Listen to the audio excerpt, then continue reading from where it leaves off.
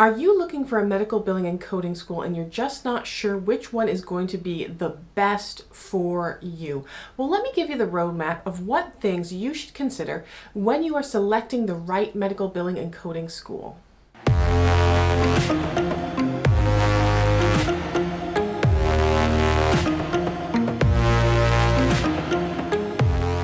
Hey everyone, I'm Victoria. I'm a medical coder, auditor, educator, and content creator, and on my channel I provide tips, tricks, and tutorials to help you be successful in a medical coding career.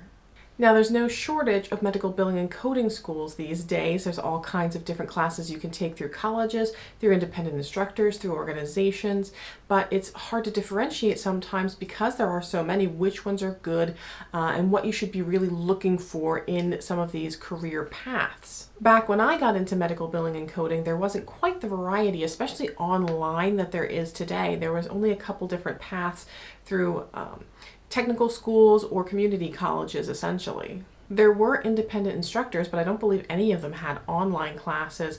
And the closest one to me, I wouldn't even know how to find her if I was looking, but I believe she was almost 2 hours away. A little bit of backstory about me, I was actually one of the 40% of college students that do drop out. I was originally a web design major, but when it started getting into the programming and servers, I was really not into that. I really liked more so just the designing web pages part of it. Plus, I was just battling some things at the time, dropped out to take care of those, got myself back onto a career path, but it wasn't anything secure. It was a lot of filing, clerical work, working in call centers, and I wanted something more specialized, a little bit more secure, and that's when I decided to get into medical billing and coding. When I looked at the community college that I had previously been at and wanted to go to, because I figured, well, I have some credits there still, they didn't have billing and coding associate's degrees at the time. The closest they had was medical secretary, so I thought, well, I'll start there. I'll go back to school and get my medical secretary degree. So I went to the admissions office and I was telling my advisor my plans, that I wanted to get into the medical secretary program because I knew it involved some billing and coding, and that's really what I wanted to get into, was billing and coding. And she looked at me and she said, well, do you want a degree or do you want a job? I was completely floored by this question. No one had ever asked me something like that before, because I had been indoctrinated since kindergarten that the only way you can be successful and get a job in life is by getting a college degree. My entire public school life was, you have to go to college in order to be successful and make money and have a good life, and we need to save the rainforest because there's really cool birds in there. Honestly, thank God that I met with her that day, because she said to me, you don't want to be here at the college. You want to be right across the street. That's where our technology center is, and they have a program for medical billing, and they will get you done in a much shorter amount of time so that you can get a job and get started on your career. So I walked out the doors of the college and walked across the street to the technology center, and they got me hooked up. Not only did they get me hooked up, but because it was still through the college, they got me financial aid, and I actually didn't pay anything for my entire certificate program for medical billing and coding because I was awarded grants. Plus, I was done in less than a year. They hooked me up with an internship. My internship hired me, and the rest is kind of history. Now, if you're looking for someone to point you in the right direction, I would suggest onlinedegree.com. I have partnered with onlinedegree.com to help my viewers find the right medical billing and coding school for them. And if you go to this link right here, I'll also include it in the description. They have some amazing schools that they have partnered with that they can get you into the right program that will have classes at the right time and at the right budget for you. By completing the quiz, you could possibly get 10% off of a medical coding certification program. There are some programs that include all the textbooks shipped directly to your door. There's online courses you can take 24/7 at your own pace, one-on-one student support advisors, and career services and job placement services to help you get a job as quickly as possible. I've partnered with onlinedegree.com because I trust them to help my viewers find the best accredited universities and licensed schools to obtain their certification. So if you need someone to help you get onto the right track for a medical coding program, check out go.onlinedegree.com/contempo. So the first thing you want to think about when you're looking for a medical billing and coding school is you have to consider certification, because there's two big certification bodies. AAPC and AHIMA, I refer to them as the Coke and Pepsi of the medical coding world. There's other certifications out there, nothing against them, but those are the big brand names that employers are looking for, AAPC and AHIMA.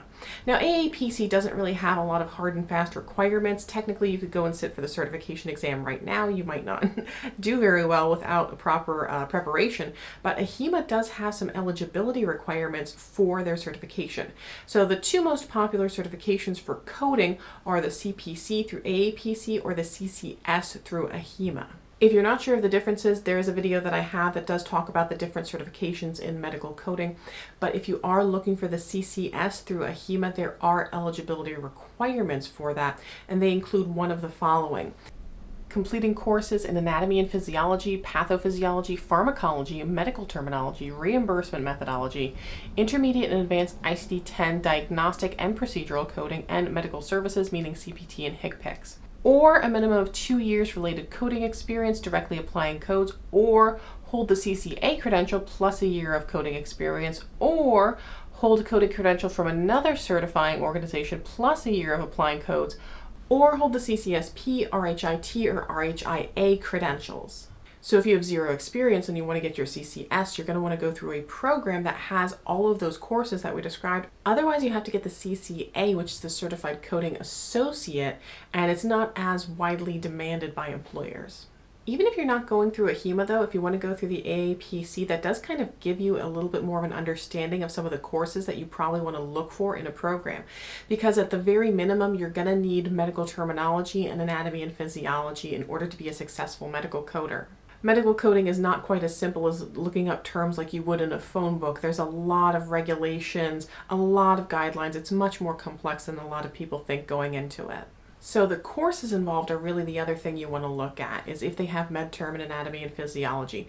Now, if you are already in healthcare and you already know those, you're not going to need that. You could probably just go by with like an independent instructor like myself or other instructors out there, or programs that just teach you the medical coding without the med term, anatomy, pharmacology components of it. Now, if you're just going to get into medical billing, you're still going to need medical terminology at least, and some basics of ICD-10-CM, CPT, HCPCS coding, and then more so the insurance courses, as well as things like reimbursement tactics and compliance related to that. A lot of employers don't really require a certification for medical billing positions, but it always looks good if you have like your CPB through the AAPC or the CBCS through the NHA.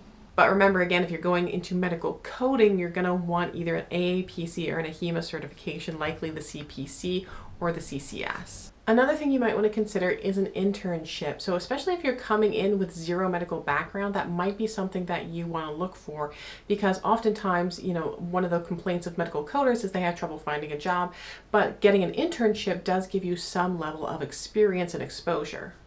A lot of schools are even now coming up with virtual internships, that they are able to do them in a virtual environment, or they have certain programs online that you can go to that are kind of like a mock internship. Really good internship programs can be harder to find, so it might be something to consider. Did you find a really good school that has an internship, but oh gosh, it's going to cost you an extra $2,000 to go to that school, versus something that's a little bit more budget friendly? That is something that you kind of have to weigh based off of your personal needs. The next thing you want to consider is your time and schedule. So is this school that you're looking at going to have classes that meet your schedule and your time and the amount of time you have budgeted per week, per month, etc., to dedicate to those courses? Also consider, do they limit your access? Do you only have access maybe to the course for 6 months or a year, and are you going to be able to complete it? And what is your learning style? Are you the type of person that if you know you have access for something for an unlimited basis, that you're going to keep pushing it off? Are you someone that if you have access for a year, you're going to wait till month 11 and then try and cram it all into the last month and start panicking? And if they're meeting on certain nights, are those nights convenient for you, or are they going to interfere with a job you already have or things going on with your family? And another thing to consider, and again, this kind of goes in touch with your learning style. Are you someone who can kind of self-teach a little bit? Are you very self-motivated? Some courses, they do what they call drip content, which means maybe week 1, they'll drip the chapter 1 information, tell you what to read, but there really isn't a lot of hands-on instruction. So really think about what is your learning style, and is a on-demand course or a live instruction going to fit better for your needs, and making sure that you have the right outcome for success. Now, another big consideration is cost, because only accredited schools and colleges can provide true financial aid. Organizations like the AAPC or independent instructors, or all these little schools and academies that pop up, they can offer assistance, they can offer payment plans, but not true financial aid in the way that a college or university can. And the payment plans differ depending on where you go. Some of them, they do charge interest on those payment plans. They do have like credit checks and stuff that they run on you. Some of them, they'll say you have to put a larger deposit down for that first installment. Others have no interest. It really depends. So make sure you're paying attention to what the costs are, and if things like books are included, or if you have to pay for your exam fees and memberships separately. In order to learn medical coding, you have to have books. There's usually, for like professional coding, 3 different books you have to buy. So you might think you got a good bargain on a course because it was lower than somewhere else, but those books are going to cost you about $300. Membership is going to cost you. Certification exams are going to cost you. Actually, I have a whole video about the costs associated with being a medical coder. You can find that right here. I'll also link it in the description. And I know I kind of touched on this with the time and schedule, but your learning style really does factor in, because, you know, there are people that learn different ways. Some can learn online, some can learn independently, some need in-person instruction. So really weigh, you know, if you have an on-demand course or if they're meeting online, you know, is that going to be sufficient? Because I know there are some people out there that do kind of want to be handheld. They want someone to kind of walk them step by step through it. And if you're in a situation where you're looking at an on-demand course, you know, maybe that self-paced model is not going to be successful for you. I myself definitely have shiny object syndrome, so there's certainly circumstances where I've signed up even for things like webinars and gotten distracted by the next new shiny thing and totally forgot about them. And the last thing to consider is reputation, and this is a little harder to tell online when you're starting out, because there's a lot of hype, there's a lot of fake reviews, there's a lot of spam going on. I've seen people that will start Facebook groups for medical coders, and they'll be like, oh, well, I'm gonna have this group together for homework help for medical coders, but really there's not a lot of activity going on. They don't really have a structured plan for it. They're just kind of like gathered all the people together, and then what they really more so do than provide homework help is just spam all of their new products. I've even seen some coders say that the school that they went to has their students pay back their debt by posting fake positive reviews of the school online. I've even gone through and checked it myself and found little accounts like Chrissy Coder, who has no Facebook profile other than a picture of the beach that says, "This is my life now that I'm a medical coder." Fake! So just be a little cautious. And again, if you're really concerned that you're going to get into a program that's not right, either go through the directly AAPC or AHEMA, or make sure you're getting through an accredited college or university. Oftentimes, if things look too good to be true, they sometimes are. You know, well, it's easy to post fake reviews online these days. If you're really concerned about that, go directly with the AAPC, go directly with AHEMA, or go to an accredited college and university like you can find at onlinedegree.com. So those are my tips to make sure that the program that you're looking at is a good program or not. Check if it's going to get you on track for the right certification, if there are the right courses available for possibly prerequisites, or to just make sure that you're well-rounded. See if they have an internship, if that's something that you think would be beneficial to you.